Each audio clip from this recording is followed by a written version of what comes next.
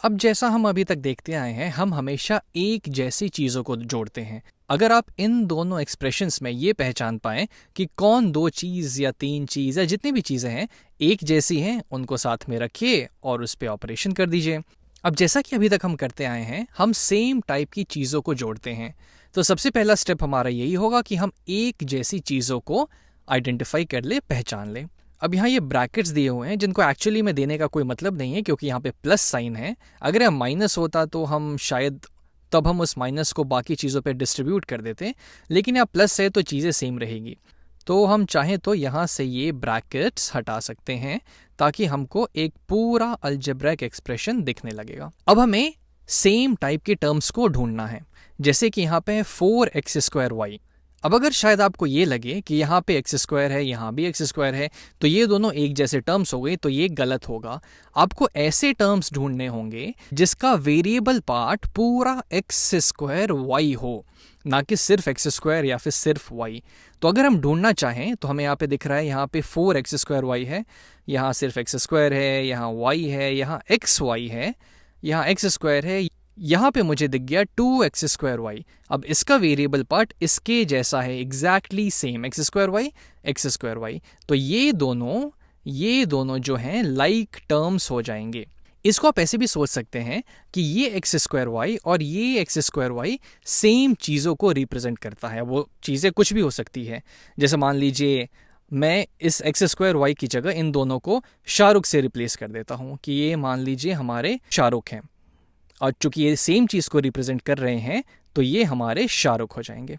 अब हम आते हैं x² पे, अब हम आते हैं इस वाले टर्म पे। तो इसका जो वेरिएबल पार्ट है वो x² है। अब हम और ढूंढते हैं कि कहाँ पे और ऐसे टर्म्स हैं जिसका वेरिएबल पार्ट x² है। तब हमें यहाँ पे दिखेगा कि इस वाले टर्म्स का भी जो वेरिएबल पार्ट है वो x² है। तो ये टर्म और ये टर्म लाइक टर्म्स हो जाएंगे, एक जैसे टर्म, जिसको अगर मैं किसी और शब्दों में सोचना चाहूँ तो मैं बोल सकता हूँ कि x², चलिए मान लेते हैं, सलमान को रिप्रेजेंट कर रहा है। ये x² सलमान जी हो गए हमारे। अब आते हैं हम तीसरे टर्म पे, यहाँ है -2y।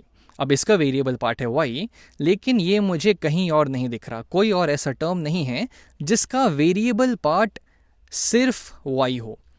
तो ये तो ऐसे ही छूट जाएगा, इसके जैसा कोई और लाइक होगा नहीं।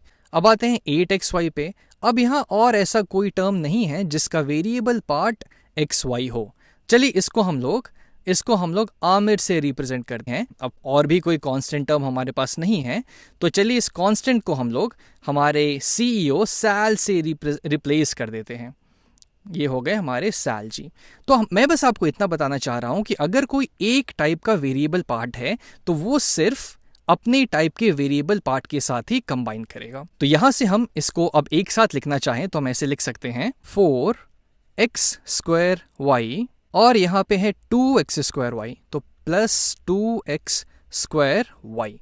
फिर है हमारा -3x², तो यहाँ पे हम डाल देंगे -3x², और फिर हमारे पास है -3x² और, तो -3x² और हमारे पास आ गया। -2y जैसा तो और कोई है ही नहीं, तब हम यहाँ पे डाल देंगे -2y। फिर +8xy, अकेला इकलौता आमिर हमारे पास बचा हुआ है और इस जैसा और कोई है भी नहीं, तो +8xy। और फाइनली हमारे कांस्टेंट सैल भाई यहाँ पे आ जाएंगे, तो ये हो जाएगा +4।